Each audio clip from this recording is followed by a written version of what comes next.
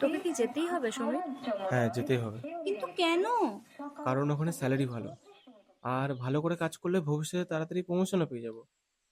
তোর কি মনে হয় সমীর, এগুলোর কি খুব দরকার ছিল? আমরা এখানে একে অপরের চোখের সামনে থাকলে, একসাথে থাকলে কি আমরা ভালো থাকতাম না? ভালো থাকা আর খুশি থাকাটাই সবসময় সবচেয়ে বড় কথা নয়, বৃষ্টি। তাহলে কোনটা বড় কথা, টাকা রোজগার করাটা? দেখ সমীর, তুই এখানে থাকলে 20,000-এর বদলে 10,000 টাকা ইনকাম করবি। আমি একটা কিছু করলে কিছু না কিছু তো হয়েই যাবে।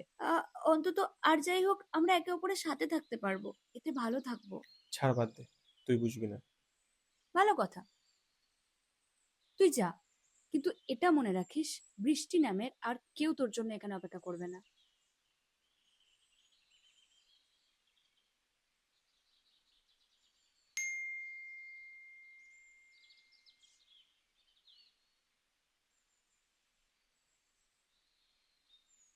আমি তোকে কখনো আমার চোখের আড়াল হতেই দেবো না।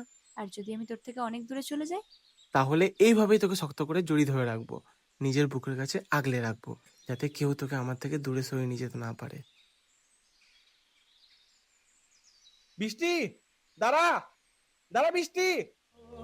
কখনো যদি যাস না সমীর, প্লিজ যাস না। জড়িয়ে বলো ভালোবাসো,